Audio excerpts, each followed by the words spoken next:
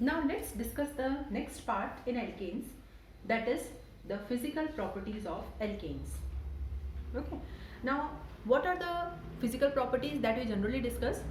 First of all, we discuss the physical state. Then we discuss about the solubility part. Then we discuss about the boiling points and melting points. Okay. So first of all, we are going to discuss the physical state. Okay. Now alkanes are non-polar molecules. Okay. Because alkanes are having carbon and hydrogen. Okay. And there is very less electronegativity difference between carbon and hydrogen, or we can say that carbon and hydrogen have the same electronegativity values. So it is not possible to put minus here or plus here like this. So alkanes are non-polar molecules. And since they are non-polar, so what are the forces of attraction existing between two non-polar molecules? Between two non-polar molecules, the forces of attraction are weak van der Waals forces. Okay, since they don't have any kind of polarity. Okay, so what are the forces of attraction? They are weak, we can say, van der Waals forces of attraction. Okay, and because of the weak van der Waals forces, C1 to C4 means the alkane from one carbon atom to four carbon atom, that is methane, ethane, propane, butane, they are gases. Okay, C5 to C17 are liquids and the higher alkanes are solids. Because what happens, as the size increases or as the length of molecule increases, the surface area increases, van der Waals forces also increase. Okay, that's why the physical state changes from gas to liquid to solid with increase in the number of carbon atoms. Now we'll discuss about the second physical property, that is the solubility. Now in chemistry there is one concept, and that concept is like dissolves like. Okay, now what is the meaning of like dissolves like? Polar substances dissolve in polar solvents and non-polar substances dissolve in non-polar solvents. Okay, we can take one example here. Suppose if I take NaCl. Now this NaCl is polar because of the presence of plus minus charge, and this NaCl will dissolve in water. Now why this NaCl will dissolve in water? Because water is also polar.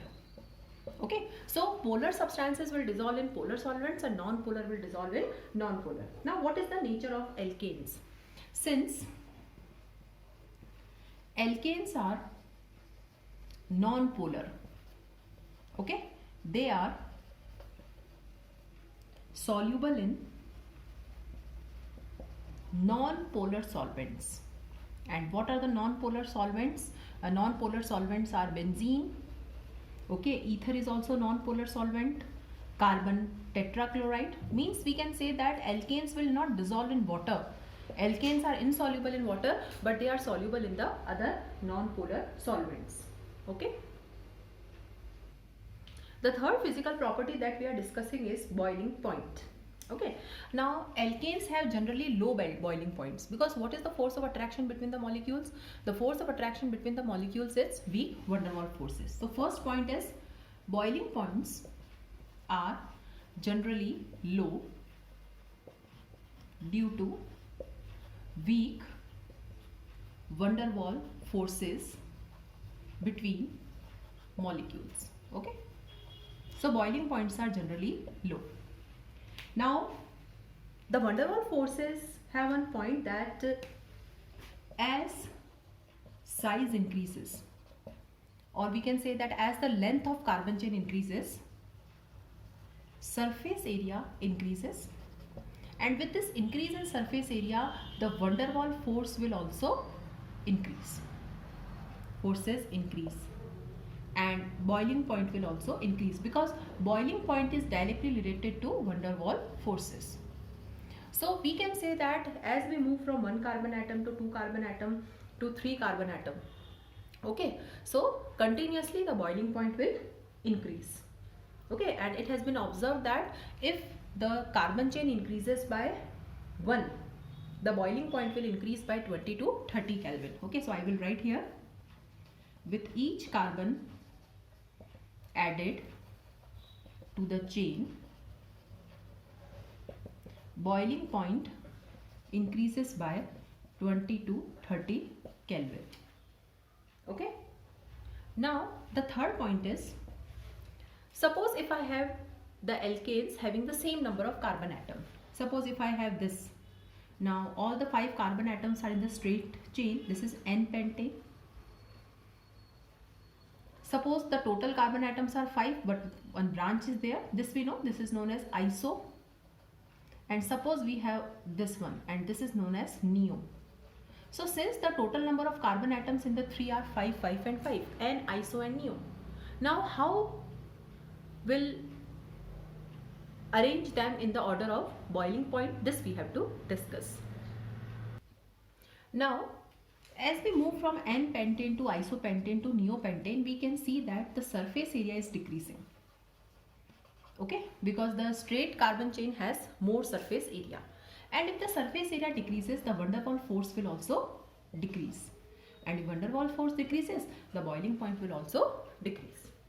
Okay, so as the length of carbon chain increases, the boiling point increases. But if branching is there, then with branching, the boiling point will decrease. The next is melting point. Now melting point not only depends upon the size and surface area, melting point also depends on our surface area, and melting point also depends on close packing. Okay, if the alkane has symmetrical structure, then it will be having higher melting point than the alkanes having unsymmetrical structure. Okay, now we have learnt about the bond line notation. Suppose this is the alkane. Okay, this is N-hexane. And suppose this is the alkane, this is N-heptane. Now we can see that the alkane having even number of carbon atom, it is more symmetrical. So it will pack tightly in the lattice as compared to alkane with odd number of carbon atoms. So it is observed that the alkanes with even number of carbon atoms have higher melting point than the corresponding alkane with odd number of carbon atoms. Otherwise, melting points do not show a regular variation with increase in the molecular size. Now let's discuss the chemical properties of alkanes. Now chemical properties means alkanes are less reactive. So under normal conditions, generally they do not react with acid, base or any other reagent. But there are certain conditions under which they can change, they can be converted to another compound. So we have to discuss the chemical properties, and the first type of chemical property which they show is the substitution reaction. Now what is the meaning of substitution reaction? Substitution reaction is also known as replacement reaction. Okay, substitution means an atom is replaced by another atom or group.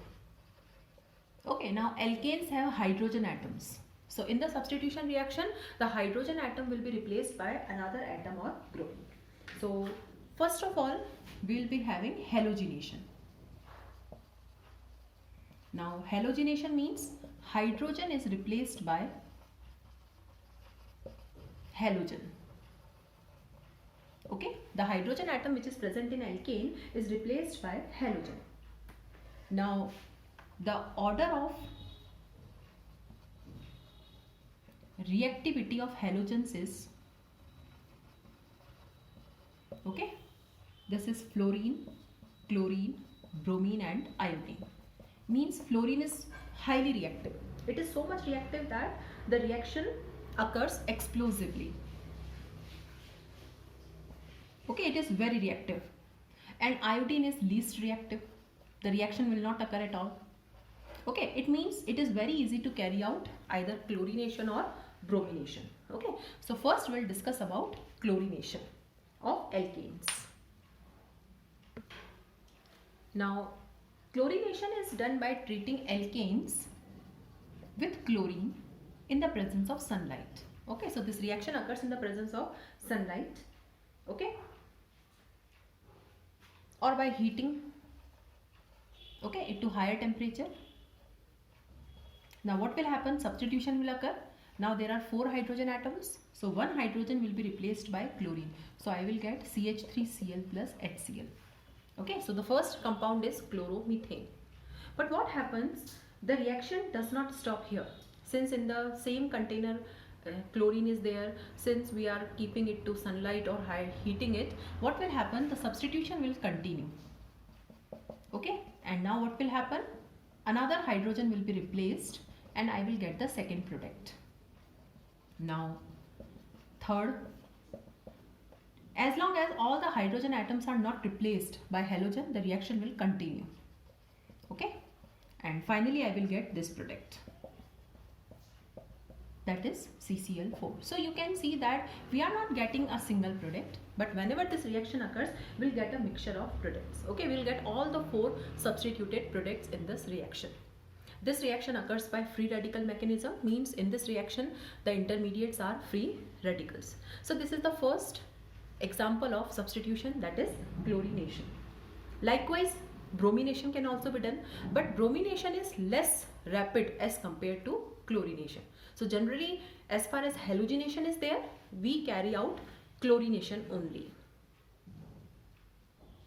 Now second is nitration. Nitration means replacement of hydrogen atom of alkanes by NO2 group. So this is methane.